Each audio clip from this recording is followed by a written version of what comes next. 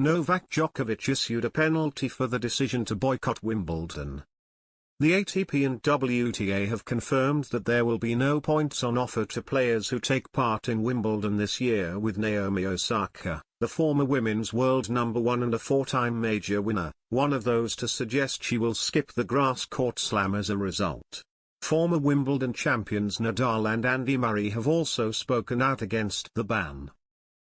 And after winning his first-round match at the French Open on Monday night, beating Japan's Yoshihito Nishioka 6-3, 6-1, 6-0, world number one Djokovic insists he's happy to see the tournament where he is a six-time champion stripped of its points because they made a wrong decision. But he has suggested he'll still be playing at the championships, which begin on Monday the 27th of June.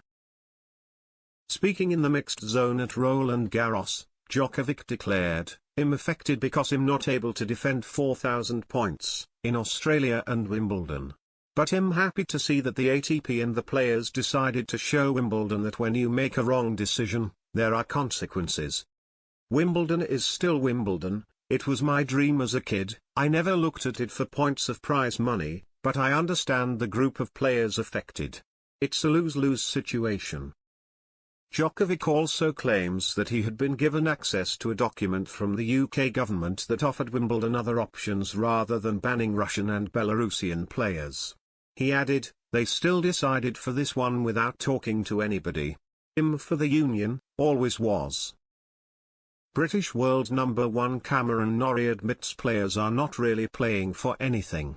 Norrie, who also won his opening match at the French Open, added, "You're playing this almost like an exhibition, so for me it was tough to see that.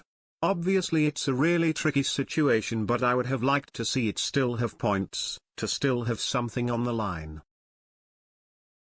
Wimbledon is still such a special event. But I think you'll see a lot of top players not playing, just resting and getting ready for the hard court events, especially those that don't worry too much about the money. So I could see a lot of players, well maybe a few top players, not playing because of that.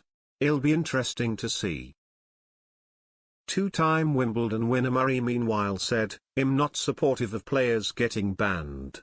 The guidance from the government was not helpful. My understanding of the guidance was that Russians and Belarusians can play if they sign a declaration that they're against the war and against the Russian regime. I'm not sure how comfortable I would feel if something happened to one of the players or their families, as a result. I don't think Terry's the right answer. I have spoken to some of the Russian players. I've spoken to some of the Ukrainian players. I feel really bad for the players who aren't allowed to play, and I get that it will seem unfair to them. But I also know some of the people who work at Wimbledon, and I know how difficult a position they were in. I feel for everyone, feel for the players that can't play, and I don't support one side or the other.